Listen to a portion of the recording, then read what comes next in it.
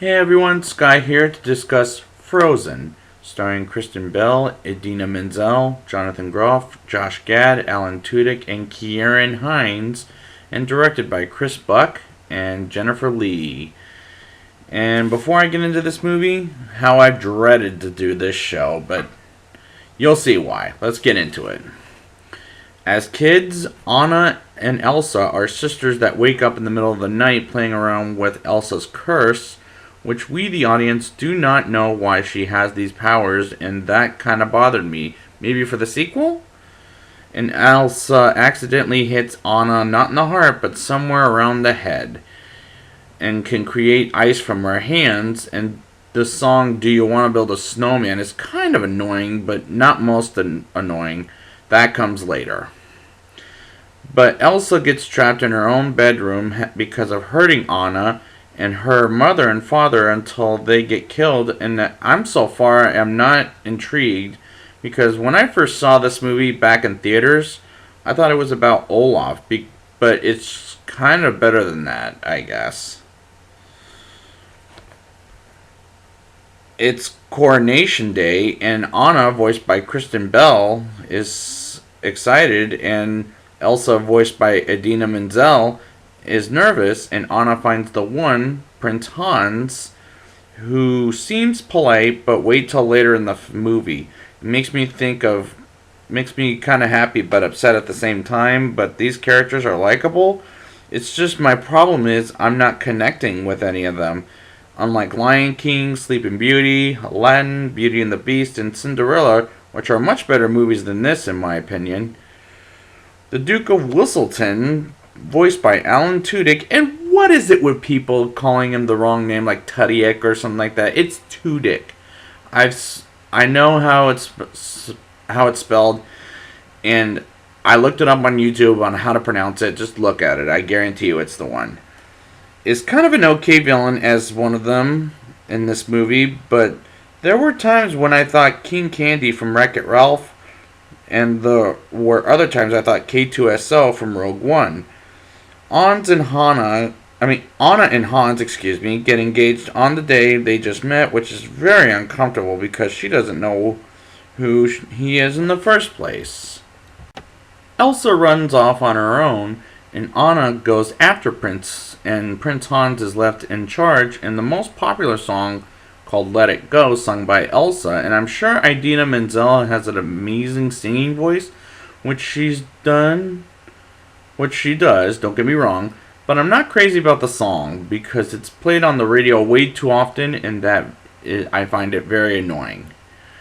Anna bumps into Kristoff, voiced by Jonathan Groff, and his reindeer, Sven, and asks them to take her to find Elsa, and they encounter wolves. And they head towards the North Mountain, which I do like. I do also like the set decoration in this movie. They also encounter Olaf the Snowman, voiced by Josh Gad, and I do like him here. He's probably my favorite character in this movie, but I don't want a whole movie with him, and I'll talk about why next week.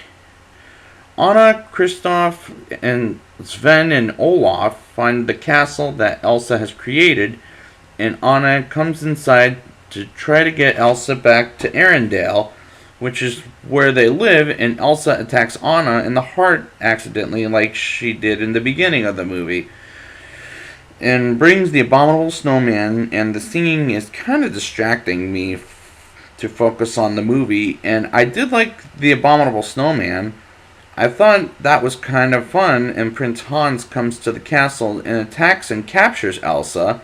Meanwhile, Kristoff takes Anna to some trolls that feels like family to him and talks with him, the master of the trolls, voiced by Kieran Hines, to unfreeze Anna's heart, and they find out it can be cured by true love's kiss, which today is a little bit overrated.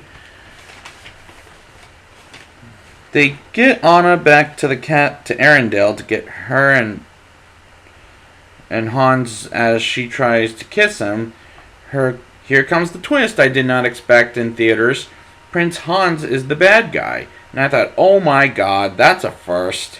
Olaf comes in and helps Anna stand up, and Kristoff and Sven and like Anna too much.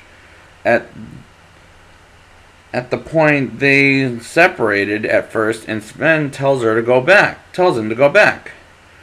And they do, and Elsa escapes the prison, and Anna and Elsa get near each other, and Anna within minutes gets frozen for moments while Kristoff, Sven, and Olaf watch the act of true love by Elsa saying I love you to Anna, and she comes back alive and sucker punches Prince Hans and brings back summer, because remember it was all wintry in the very first half. And the message of this movie is the true love between sisters is a powerful thing, and the ending is satisfying. But the songs to me is distracting, and the story is fine. Let's see how I rate it. Now it's time for the rating. I'll give this movie a 6.3 out of 10. I like this, but I don't love this movie. But the fact that everyone all loves it a little too much is a little too overrated. And I thought the message was satisfying, but the songs are a little too distracting for my taste. But I do like it. To me, it's just too overrated. So I'd like to thank you guys for joining me, and next time I will be back with Frozen 2. And until then, it's time to say goodbye.